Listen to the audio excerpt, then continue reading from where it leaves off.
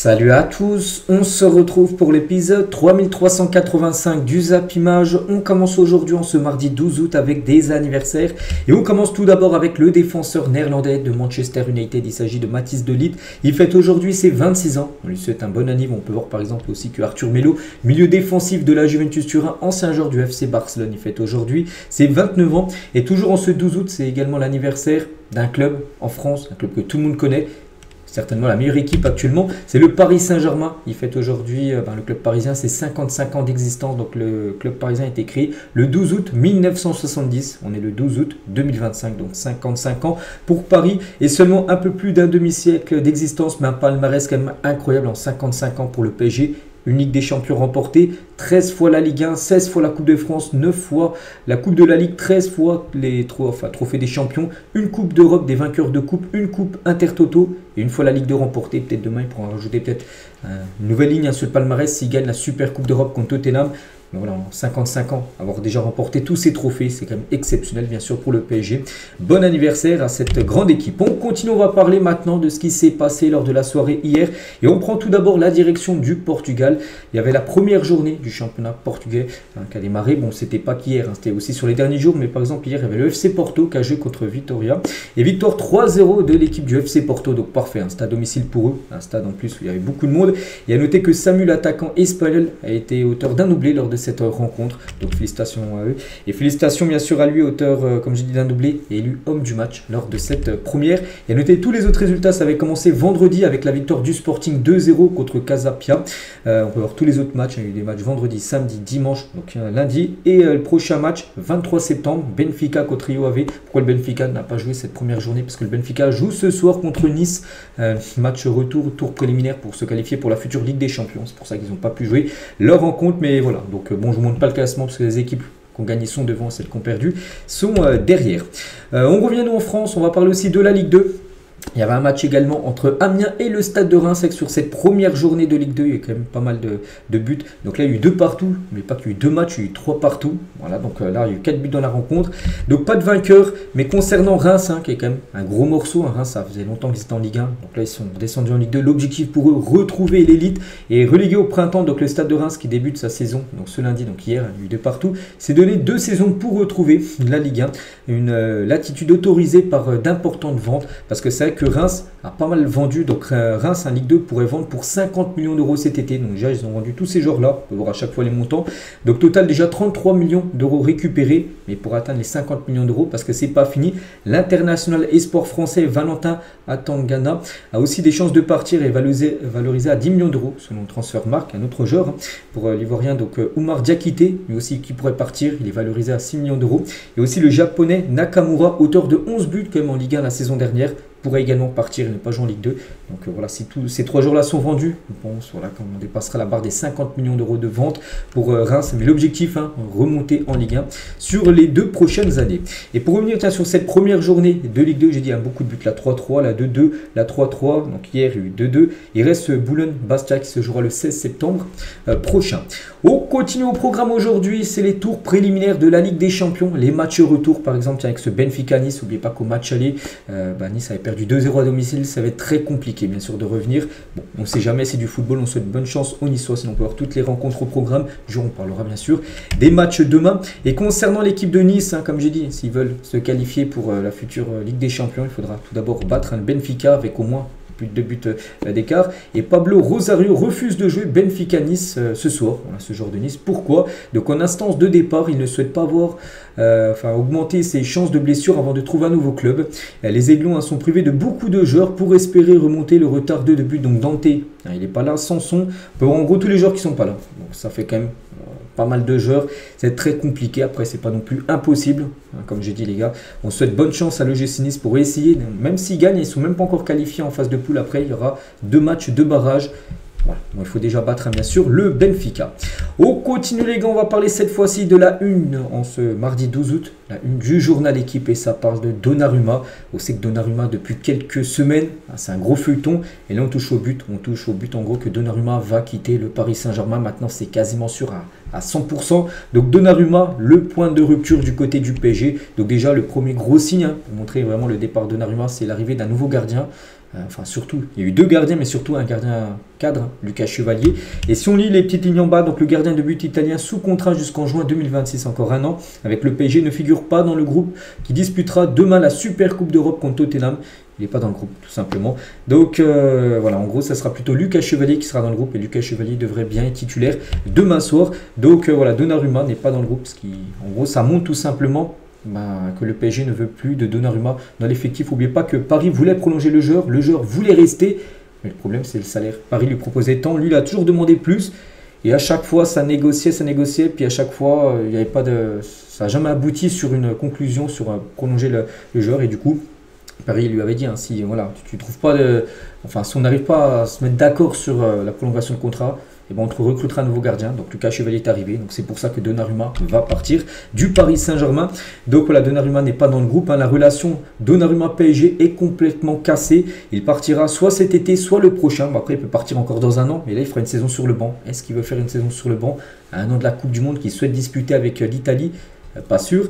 Donc la destination favorite, hein, c'est la Première Ligue. Voilà, d'après Fabrizio Romano, il y a des clubs comme Chelsea qui est très intéressé, Manchester United aussi qui pense à remplacer André Onana. C'est avec Donnarumma, le meilleur peut-être gardien actuellement au monde. Hein. On a pu voir ce qu'il a pu faire ces derniers mois.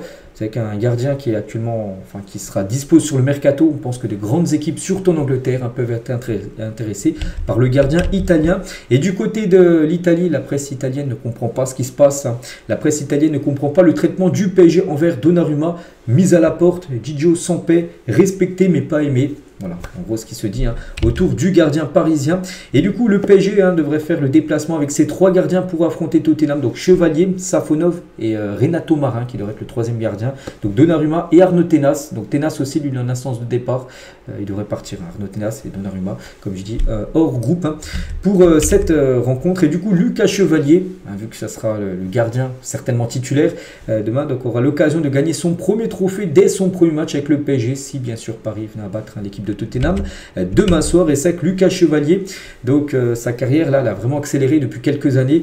En 2021, il joue à Valenciennes. Ensuite, il est parti à Lille où il a explosé à Lille. Hein, vraiment, il était cadre. Hein. Ensuite, sélectionné en équipe de France l'année dernière. Puis là, signé au PSG, devient le 5e gardien le plus cher de l'histoire du football. Donc voilà, une belle trajectoire maintenant à lui de faire ses preuves et de montrer ce qu'il faisait du côté de Lille, maintenant de montrer du côté du Paris Saint-Germain.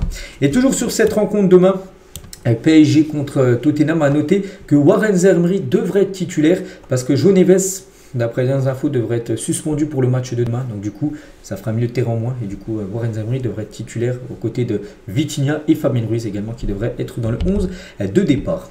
Toujours du côté du PSG, on va parler aussi du Ballon d'Or parce qu'on sait que le Ballon d'Or actuellement, ça fait beaucoup parler, hein, surtout du côté de Paris parce qu'il y a quelques joueurs hein, qui peuvent prétendre le remporter. Le sondage Ballon d'Or du journal Équipe est sans appel. En gros, le journal Équipe, ils ont fait un petit sondage. Tu peux aller sur le site et voter pour toi qui mérite le plus de gagner le Ballon d'Or.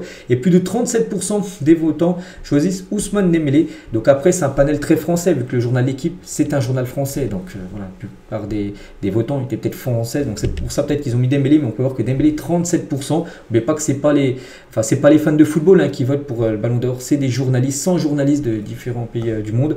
Mais voilà, d'après les fans français, ce serait Dembélé qui remporterait le Ballon d'Or devant Lamine Yamal, Hakimi, Vitinha et Kylian Mbappé à la 5e position. Et sinon, même ailleurs, les gars, même dans d'autres pays, donc Dembélé a liké le post d'un sondage Ballon d'Or le désignant vainqueur. Hein, c'est sur un site certainement anglais. Et là aussi, ils ont fait un petit sondage. Et là aussi, Dembélé arrive largement en tête, 83%. Puis il a liké ça, Ousmane Dembélé, on peut voir aimé par O.Dembélé. Donc c'est l'Instagram plutôt officiel d'Ousmane Dembélé. Et peu après l'interview d'Achraf Hakimi, donc samedi dernier, donc Nasser, le président, s'est rendu au centre d'entraînement pour faire passer un message. Le collectif est au-dessus de tout. Je vous demande de continuer à être solidaire. Vous méritez tous le Ballon d'Or. C'est que le Ballon d'Or, il y a quelques joueurs du PSG qui le méritent. Mais le problème, c'est qu'il n'y en a pas 2 ou 3 qui vont gagner le Ballon d'Or. Il y en a seulement un. Donc c'est pour ça que voilà, le collectif est au-dessus de tout. Il ne faut pas qu'il y ait une guerre entre certains joueurs du PSG par rapport, bien sûr, à ce Ballon d'Or. Et tiens, un ancien joueur, par exemple, du FC Barcelone, Istro Stoichkov, hein, donc il a dit Lamine Yamal mérite de gagner le Ballon d'Or, mais le prix est décerné par France Football et Dembélé est français. Donc ça c'est hors sujet quand même, hein, ce qu'il vient de dire, hein, cet ancien joueur bulgare. Pourquoi c'est hors sujet? Parce que, par exemple, tiens, en 2013, Ribéry, bien sûr, on est d'accord, il est français, il a fini 3e au Ballon d'Or derrière Cristiano Ronaldo et Messi 2e, alors que Ribéry méritait totalement le Ballon d'Or. Pareil en 2018, tu gagnes la Coupe du Monde. Je pense à Varane, les gars, ils gagnent la Coupe du Monde plus la Ligue des Champions. C'est Modric qui gagne le Ballon d'Or. Voilà, donc ça, ce qu'il dit là, c'est un peu du n'importe quoi. On continue les gars avec toute autre chose, hein, rien à voir avec le Ballon d'Or, mais on va parler de Crystal Palace et de Lyon avec l'Europa League. N'oubliez pas que l'un des deux clubs ne pouvait pas jouer l'Europa League et du coup, ça sera bien Crystal Palace qui ne jouera pas l'Europa League au détriment de Lyon. Et officiel, Palace perd son appel parce que Crystal Palace avait sorti un appel, donc officiel, l'UEFA a reçu le dossier d'appel de Crystal Palace pour réintégrer l'Europa League aux dépens de Lyon. Les Eagles ont précisé que, parce que John Textor, il était propriétaire à l'époque de Lyon, maintenant il n'y est plus propriétaire, mais aussi Crystal Palace et du coup les deux clubs ne pouvaient pas jouer la même compétition et du coup ça sera bien Lyon qui jouera l'Europa League et Crystal Palace qui jouera la Conference League. Donc, alors que de base, Crystal Palace qui a gagné la FA Cup aurait dû jouer l'Europa League. Donc Nottingham Forest du coup remplace Crystal Palace en Europa League et du coup Lyon jouera bien l'Europa League et du coup Crystal Palace relégué en Conference League pour la saison prochaine. C'est bien officiel. Et concernant l'Europa League, donc on connaît les chapeaux des clubs français. Donc chapeau 1, donc Lille sera dans le chapeau 1, donc des plus grosses équipes. Et chapeau 2, il y aura Lyon. À noter que Nice a de fortes chances également de jouer l'Europa League, parce que je crois que s'ils ne se qualifient pas en Ligue des Champions, ils sont reversés en Europa League, je ne sais pas si ce sera le chapeau 1 ou chapeau 2. Pour les Niçois, après on ne sait jamais, peut-être se qualifieront en Ligue des Champions, mais comme je dis, tout à l'heure, il va falloir gagner ce soir du côté du Benfica. On va parler cette fois-ci du Real Madrid officiel. Voici le groupe du Real Madrid face à Tyrol. Donc aujourd'hui, le Real joue un match amical en Autriche contre Tyrol. Donc voici tous les jours appelés. A noter que le Real Madrid commence la saison de Liga mardi prochain. Dans une semaine jour pour jour, le 19, ça sera contre Osasuna au Bernabeu. Donc pour ce dernier match de préparation. Donc voici les joueurs appelés par Xabi Alonso. Et voici le 11 attendu. Donc avec Courtois, Carreras, Hudson, Milito, Trent Alexander-Arnold. Donc Güler, Tchouaméni, Ceballos milieu de terrain. Et Gonzalo à droite, Mbappé et Vini. Et j'ai vu que ce 11 pourrait être le 11 de départ pour la semaine prochaine. Pour la première journée. À noter que, Fede Valverde n'est pas là. Fede Valverde, il a une surcharge musculaire, donc il est, on va dire, mis au repos. On pense que Valverde, s'il est apte la semaine prochaine, il remplacera certainement Ceballos. À noter aussi que Rudiger ne pourra pas jouer, la semaine prochaine. Pourquoi? Parce qu'il est suspendu. Camavinga, il est blessé. Donc voilà, ça devrait être ce 11-là. Ce soir et peut-être la plupart des joueurs devraient également commencer lors de la première journée, comme j'ai dit, un mardi prochain. Et du côté du Real Madrid, il y a un joueur qui aurait rêvé y jouer, c'est Mario Balotelli, c'est lui qui l'a dit. Balotelli, mon rêve, jouer au Real Madrid. Bon, maintenant on pense que c'est fini. Donc je cherche un club qui me donne confiance. Je veux jouer encore 2 ou 3 ans au football. Et donc Pavia, une équipe de série D, donc 4e division italienne, va tenter le coup pour recruter l'attaquant, d'après Di Marzio. Mais c'est vrai que sa carrière, depuis quelques années, même pas mal d'années, est totalement en descente. C'est dommage, parce que ce qu'il montrait il y a à peu près une dizaine d'années, c'était quand même du haut niveau. Puis après, voilà, c'est surtout peut-être son hygiène de vie, tout ça, qui a fait en gros que sa carrière est partie sur le flop. On continue, on va parler de Manchester City qui envisage aussi un transfert de Rodrigo. Rodrigo, il est ciblé par pas mal de clubs. Et City s'intéresse également à ce joueur. Le Real Madrid demande toujours au moins 100 millions d'euros pour lâcher le joueur, d'après Fabrizio Romano. Donc pour l'instant, on ne sait pas s'il va rester partir. Regardez, dans les compos du Real Madrid, il n'est même pas dedans. Voilà. Et n'oubliez pas que Jude Bellingham est aussi blessé. Quand Bellingham reviendra, il retrouvera sa place de titulaire, peut-être à la place de Gonzalo. Donc pour Rodrigo, ça serait une place sur le banc. Saison prochaine, il rentrera certainement en fin de match. Donc on se dit, est-ce qu'il veut rester ou peut-être partir, mais en tout cas City serait très intéressé par Rodrigo. On va parler du club rival du Real Madrid, le FC Barcelone, et mercato estival terminé pour le Barça. Ça y est, c'est fini les gars, il n'y aura plus d'arrivées, plus de départs. Enfin, d'après un journaliste espagnol, c'est que bon, il y a eu quelques arrivées, donc Juan Garcia, Ronny Bargi et Marcus Rashford, il y a eu quelques départs, Inigo Martinez le dernier. Donc à part vraiment, ça se peut qu'il y en a peut-être une surprise, mais d'après ce qui se dit en Espagne, voilà, l'équipe est prête. L'effectif est parfait, voilà, pour Hansi Flick pour cette nouvelle saison. Et toujours avec le FC Barcelone, et c'est officiel, la Fédé espagnole de football demande à l'UEFA de délocaliser Villarreal-Barcelone à Miami. Donc la rencontre comptant pour la 17e journée de Liga pourrait donc être jouée aux États-Unis, une vraie première. J'en ai parlé hier, j'ai dit que ça allait peut-être se faire. Et oui, ça va bien se faire, les gars. Voilà, ce match, Villarreal-Barça, se jouera le 21 décembre prochain. Donc, ce sera le dernier match de l'année, en gros. Ça se jouera aux États-Unis. Et à noter que, voilà, pour les deux clubs, ça sera jackpot. Donc, le Barça peut gagner environ 5 à 6 millions d'euros. On pense que ça sera la même somme, peut-être pour Villarreal, peut-être un peu moins, parce que Villarreal, peut-être un peu moins connu, moins prestigieux que le Barça, mais le FC Barcelone, ça peut être quasiment 6 millions d'euros récupérés en jouant un match aux États-Unis. Donc voilà, concernant cette rencontre. Et toujours, tiens, avec le FC Barcelone et le Camp Nou, toujours en travaux. Regardez actuellement, il photo de ce stade actuellement où le toit est en train d'être mis. Donc retardé à plusieurs reprises à cause de travaux toujours en cours. Le retour du FC Barcelone au Camp Nou face à Valence, de base, Barça a dit, face à Valence le 14 septembre prochain, on reviendra jouer au Camp Nou. Et ben ça pourrait de nouveau être repoussé, le retour dans ce stade. Selon certains médias espagnols, plus de 200 défauts auraient été détectés d'après la dernière visite des inspecteurs qui autorisent ou non à revenir dans le stade. Donc pour l'instant, voilà, on n'est pas sûr que ça sera le 14 septembre prochain que le Barça pourra revenir. Après, c'est pas possible. N'oubliez pas que le Barça déjà jouera ses 3 premiers matchs de Liga à l'extérieur. Le 4e match aurait dû être ce match contre Valence au Camp Nou. Donc si c'est décalé, ça se peut que le Barça reviendra jouer au stade Montjuic ou peut-être au stade Johan Cruyff où c'est joué par exemple avant-hier le trophée Juan Gamper. On continue, on va parler d'un transfert officiel. On a parlé tout à l'heure du Real, on a parlé du Barça, on va parler de l'Atlético qui accueille un nouveau joueur. C'est Raspadori qui signe à l'Atlético de Madrid en provenance de Naples, je ne me trompe pas. Donc montant du transfert, 26 millions d'euros que vient de débourser l'équipe de l'Atlético pour s'offrir le joueur italien. C'est vrai que l'Atlético a été quand même très actif sur ce mercato. Regardez tous les joueurs qui sont arrivés. Alex Banea, 42 millions d'euros en provenance, c'est numéro 10 maintenant, en provenance de Villarreal. Il y a David Anco qui est arrivé en provenance du Feyenoord, de Cardozo, Raspadori, Almada, Ruggeri, Pubil, Mourinho, Musso et Clément Langlais qui est arrivé libre. Il avait résilié son contrat avec le Barça. Donc voilà, ils ont construit, même reconstruit une équipe entière cet été. On a hâte de voir maintenant ce que ça va donner du côté de la nouvelle saison de Liga. On continue, on va parler cette fois-ci de Neymar. Et Neymar, ça se passe bien pour lui et tant mieux. Donc c'est la première fois depuis 2022, depuis 3 ans, que Neymar enchaîne 6 fois 90 minutes. Les 6 derniers matchs, pas de blessure, le match entier joué. C'est très rare pour Neymar. Donc 3 ans qu'il n'avait pas disputé 6 matchs consécutifs en intégralité. Et c'est ce qui est en train d'être réalisé par Neymar. Donc voilà, on espère pour lui que ça continue comme ça. Des matchs entiers joués et surtout sans blessure. On continue, on va parler cette fois-ci de Cristiano Ronaldo et de sa copine Georgina et bientôt sa femme. Pourquoi? Parce que Georgina et Cristiano Ronaldo vont se marier. Donc c'est eux qui l'ont mis. Regardez Georgina Rodriguez sur son compte Instagram. Oui, je le veux dans celle-ci et dans toutes mes vies. Donc elle a mis une photo de la main de Ronaldo et la main d'elle. Enfin, avec ce diamant, je ne pense même pas le prix de ce diamant qui doit être sur plusieurs millions. Mais voilà, ils vont se marier. Donc félicitations bien sûr aux deux. On continue, on va parler cette fois-ci de Valentin Rongier. C'est ma carrière et je la gère comme je l'entends. Donc Rongier a sur son choix de signer à Rennes après avoir critiqué le club et fait sa formation à Nantes. On sait que Nantes et Rennes, c'est des clubs rivales. Donc des clubs rivaux plutôt. Donc il a dit, quand Rennes m'a appelé la première fois, j'ai réfléchi, je me suis demandé si c'était vraiment moi, mais j'ai mis ça de côté car c'est le sportif qui prime en gros. Il s'est dit oui, j'ai joué à Nantes dans le passé, mais voilà, c'est quand même une belle...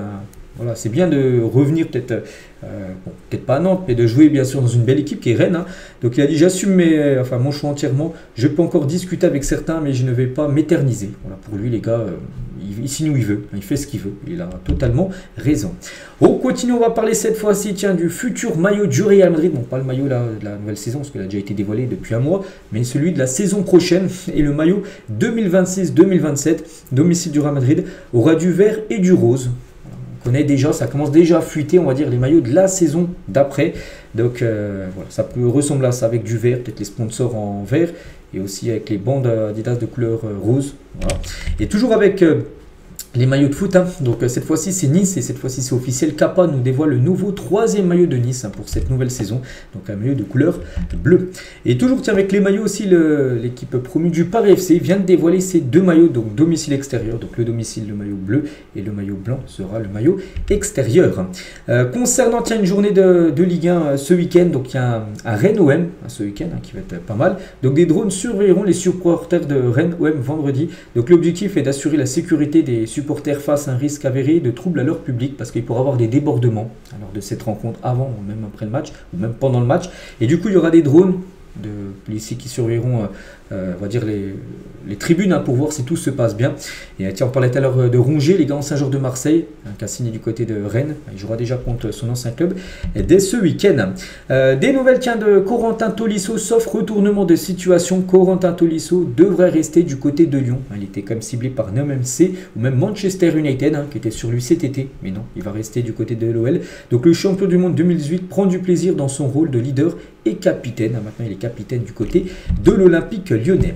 Here we go, c'est Kingsley Coman. On en a parlé ces derniers jours, ça y est les gars, Coman va bien quitter le Bayern, il va même quitter l'Europe dans la Coupe du Monde. Il va falloir faire attention à lui.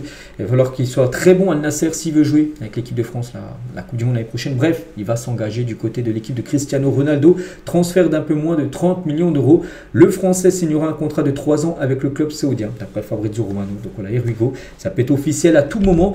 Donc voilà, l'attaque d'Al Nassr cette saison. Donc Cristiano Ronaldo, Sadio Mané, Félix et Kingsley Coman. C'est pas mal. Et lui, personnellement, niveau salaire, ça sera 25 millions d'euros net. C'est le double de ce qui touchait du côté du Bayern Munich. On continue, on va parler de Nicolas Jackson, l'attaquant sénégalais de Chelsea. Il a informé Chelsea de son désir de quitter le club. Avec tous les attaquants que Chelsea a encore recrutés sur ce mercato, c'est pas fini, d'autres joueurs pour arriver. Lui s'est dit je veux partir. Donc on ne sait pas où il va aller. J'ai pu voir que Newcastle est intéressé par Nicolas Jackson. Tottenham a fait une offre de 50 millions d'euros à Manchester City pour Savinho. Les Sky Blues demandent encore plus. Je vais voir que City en attend 58 millions d'euros. Donc voilà, pour l'instant Tottenham a proposé 50. Il va falloir un petit peu augmenter leur offre s'ils veulent s'offrir le joueur brésilien. Toujours avec Manchester City, peut-être pour remplacer Savinho. City cible Xavi Simons, donc l'ancien parisien, arriverait pour remplacer Savinho sur le départ. Et comme je dis, Savinho peut-être du côté de Tottenham, mais pour le remplacer, donc Xavi Simons serait une option. Après Xavi Simons, oui, il intéresse City, mais il intéresse depuis quand même pas mal de semaines l'équipe de Chelsea, qui est très intéressée par le joueur. Et Chelsea veut inclure Christopher Nkunku dans le deal avec Xavi Simons. Voilà, donc on verra ce qui décidera Xavi Simons. Il y a de fortes chances qu'il quitte le RB Leipzig. On savait que lui et Sesco allaient certainement partir. Donc pour l'instant, Sesco, il a rejoint Manchester United. Et lui devrait soit aller à Chelsea, soit à Manchester City. On verra. Des nouvelles aussi de Rasmus Højlund qui devrait partir avec tous les arrivées aussi d'attaquants du côté de Manchester. Lui, ça sent le départ. Donc lui, il est ouvert à l'idée de rejoindre l'AC Milan, qui est très intéressé par son profil. Le Galatasaray a pris des renseignements sur Benjamin Pavard qui pourrait être vendu par l'Inter Milan en cas de belle offre sur ce mercato. En parlant toujours de l'Inter, donc le dossier Lookman à l'Inter est en stand-by. On sait que le joueur depuis plus d'une semaine, il a sorti un communiqué pour dire en gros qu'il veut partir, que son club de l'Atalanta bloque son départ. Donc on parle toujours de l'Inter Milan. Pour l'instant, ça avance pas trop. L'Inter attend que l'Atalanta fixe un prix. Ils veulent savoir vraiment combien ils en veulent. Pour l'instant, l'Inter a fait des offres vers les 45 millions d'euros. À chaque fois, ça a été refusé par l'Atalanta. Donc voilà, ils veulent voir combien coûte vraiment le ballon d'or africain. Des nouvelles également concernant Alexander Isak. Donc pour l'instant, toujours joueur de Newcastle. On sait qu'il intéresse toujours l'équipe de Liverpool. Et Newcastle est clair avec Alexander Isak sans grosse offre, pas de transfert. Ce sera une grosse offre. Il faudrait au moins une offre d'au moins 150 millions d'euros plus bonus. Si c'est ce prix-là, ce serait le joueur le plus cher de l'histoire de la Première Ligue. Donc pour l'instant, ils n'ont pas reçu l'offre qui leur satisfait. Ils ont déjà fait une offre à Liverpool, je ne sais plus combien, je crois que c'était aux alentours des 130, ça a été refusé. Eux, ils attendent au moins 150 millions d'euros Newcastle pour lâcher leur attaquant. Concernant Jack Grealish, here we go. On a beaucoup parlé comme ces derniers temps qu'il allait certainement partir de City. Oui, il va partir de City. De Grealish va être prêté à Everton. Voilà, donc je pense que c'est une belle équipe pour relancer sa carrière, parce qu'on sait qu'elle est un petit peu en... Elle n'avance plus trop depuis quelques temps. Donc option d'achat de 58 millions d'euros pour Jack Grealish à Everton. N'oubliez pas que City l'avait acheté 117 millions d'euros il y a quelques années en provenance d'Aston Villa. Donc là, il pourrait être vendu 58 millions d'euros dans un an. C'est l'option d'achat élevée par l'équipe d'Everton. Un autre joueur pourrait partir de City, les gars. C'est James McCarthy qui va s'engager du côté de Nottingham Forest, d'accord, entre le joueur et Nottingham Forest. Il devrait rejoindre le club contre 25 millions d'euros. Concernant Arnaud Kalimundo, donc il intéresse deux équipes anglaises, donc Brentford et Newcastle, peut-être pour remplacer Alexander Isak. Donc voilà, ce joueur des chances qu'on le voit quitter le Stade Rennais. Concernant Carlos Baleba, donc Manchester United compte poser 130 millions d'euros pour le milieu camerounais. On verra si ça ira plus loin ou non. Mais voilà, avec cette somme, bien sûr, Brighton pourrait accepter bien sûr de vendre son milieu de terrain.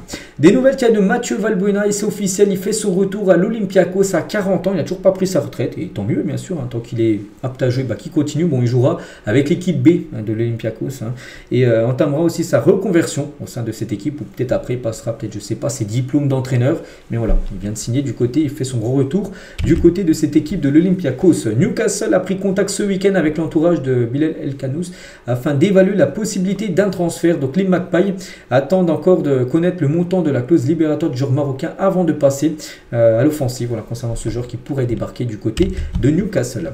Des nouvelles également de Sancho. N'oubliez pas que Sancho, bon, il a été prêté saison dernière à Chelsea où il a pu gagner. On peut voir le trophée l'Europa Conference League. Bon, n'oubliez pas qu'il appartient à Manchester United. Donc l'Inter Milan, la Juventus Turin et l'AS Roma tentent tous de signer Sancho, voilà, qui pourrait filer du côté de l'Italie la saison prochaine. Mady Camara intéresse l'OGC Nice. Nice cherche un nouveau milieu de terrain. Et ici, bien tout simplement, Camara, le milieu du stade brestois. Trippier, les gars, il intéresse beaucoup lui, l'AS Monaco. L'ancien joueur, par exemple, de l'Atlético Madrid. Donc là, il était du côté de Newcastle. Il pourrait débarquer du côté de la Liga. Adam Karabekh à Lyon, c'est fait. Donc ce joueur tchèque, les gars, va s'engager du côté de Lyon. Donc ce sera un prêt d'1 an avec une option d'achat fixée à 3,5 millions d'euros pour l'Olympique lyonnais. Des nouvelles également de Loïc Badé, donc défenseur français de l'équipe du FC Séville. Et ben, le Bayer Leverkusen a fait une proposition d'environ 20 millions d'euros pour le joueur. Une offre qui sera refusée par le FC Séville qui attend moins 35 millions d'euros pour lâcher son défenseur central. Concernant Zabarny, donc ça avance, hein, voilà, c'est signé pour Zabarny. Normalement, j'ai bien dit normalement parce qu'à chaque fois je dis normalement tous les jours. Enfin, les derniers jours, là, c'est toujours pas encore officiel. Normalement, ça devrait l'être aujourd'hui. Donc, l'Ukrainien a passé sa visite médicale. Hein. Tout est OK. Sa visite médicale, il est OK. Hein. Il n'y a pas de problème. Voilà, il devrait s'engager les 5 prochaines saisons du côté du PSG. Et on pense que ça sera aujourd'hui l'annonce officielle enfin, voilà, concernant ce défenseur qui devrait débarquer du côté de Paris. Concernant Magnès Saklouche, un joueur qui pourrait quitter l'AS Monaco, l'Inter Milan se positionne pour le jeune français. Un autre gros club européen sur le dossier, l'AS Monaco demandait 70 millions d'euros jusqu'à là pour son meneur de jeu. Je sais que Paris est également intéressé, le PSG. Mais après, voilà, que ce soit le PSG ou peut-être certainement l'Inter, hein, aucune équipe est prête à poser 70 millions d'euros pour l'instant pour Saklouche. Hein. Ils pensent que Monaco demande trop. On verra, ça sera quoi l'issue de ce dossier, mais je pense qu'il y a de fortes chances qu'il quitte, hein, bien sûr, cette équipe de Monaco avant la fin du mercato. Amine Gouiri pourrait rapidement payer son manque d'efficacité du côté de l'Olympique de Marseille. C'est avec Amine Gouiri attaquant, hein. Mais Aubameyang qui vient d'arriver. On sait qu'Aubameyang, les supporters l'aiment énormément. Premier match au Vélodrome, il a joué 20 minutes, il a déjà inscrit un doublé. Donc le retour pleine balle d'Aubameyang, auteur d'un doublé, est un rappel qu'Amine Gouiri, il va falloir... après, les deux peuvent être alignés bien sûr en attaque. Ça dépend comment Roberto De Zerbi jouera. Mais s'il joue avec seulement un attaquant, donc il y en a un qui sera titulaire et l'autre remplaçant. Et pour l'instant, attention à Amine Gouiri, qui pourrait peut-être perdre sa place de titulaire au détriment d'Aubameyang. Tiens, en parlant d'un autre Marseille, c'est Adrien Rabiot qui masque l'écusson du PSG lors du classique au Parc des Princes, qui s'est joué il y a quelques temps. On a pu voir une vidéo en gros où Rabiot est en train de se changer et surtout il était sur une chaise, enfin pas une chaise, un siège. Et il avait mis un petit bout de strap en gros sur l'écusson du PSG. Voilà, n'oubliez pas qu'il a joué à Paris, au Paris Saint-Germain dans le passé. Adrien Rabiot. Il y a 2 ans, jour pour jour, Moïse Caicedo a décidé de rejoindre Chelsea parmi l'intérêt d'autres grands clubs. Il y a des grosses équipes intéressées par le joueur équatorien. Et du coup, lui, il avait rejoint Chelsea en provenance de Brighton. C'était il y a 2 ans, jour pour jour. N'oubliez pas qu'il avait été transféré pour 117 millions d'euros à l'époque. Donc, si on fait le bilan, voilà, 2 ans après, pas mal, hein, même très bien. Titulaire, déjà indiscutable de cette équipe. Il a gagné l'Europa Conference League. Il a gagné la Coupe du Monde des clubs où il avait réalisé une très grosse finale contre le Paris Saint-Germain. Officiel, TF1 diffusera tous les matchs de qualif de l'équipe de France pour la Coupe du Monde 2026. Donc l'Ukraine-France, le France-Islande, la France-Azerbaïdjan, les matchs retour, les gars, seront tous diffusés sur TF1, parce que des fois c'était sur TF1 et M6, donc là, que sur TF1, les matchs de qualif pour la future Coupe du Monde. Et on finit aujourd'hui, tiens, où voir le foot à la télé en 2025-2026, donc le foot français, la Ligue 1, donc ça sera sur la chaîne Ligue 1+, qui diffusera son premier match dès vendredi pour la première journée. Donc il y aura sur les 9 matchs, donc il y en aura 8 sur Ligue 1 Plus et un match sur beIN Sport. Donc la Ligue 2 c'est sur beIN, la Coupe de France ça sera sur beIN Sport et France TV, France 2, tout ça. Et la D1 féminine, sur Canal+, le foot international, donc l'équipe de France hommes sur TF1, l'équipe de France femmes sera sur W9 ou France 2, de temps en temps elles sont diffusées là-dessus. Coupe du Monde 2026, donc pour l'instant ce serait sur M6, la CAN 2025 ça sera sur beIN Sport. On peut voir aussi le football européen, donc la Ligue des Champions pour l'instant c'est sur Canal+, Ligue Europa c'est sur Canal+, Ligue Conférence c'est sur Canal+, et les championnats étrangers, donc la Première Ligue sur Canal+, la Serie A c'est sur DAZN, et la Bundesliga et la Liga c'est sur beIN Sport. C'est vrai qu'il faut s'abonner, on va dire à 3-4 diffuseurs payants pour suivre, on va dire, l'intégralité du football mondial et européen. Donc voilà ce qu'il y a à dire aujourd'hui. J'espère que ça vous a plu. Donc nous on se retrouve demain mercredi pour le prochain numéro. Je vous souhaite une très bonne journée et à demain.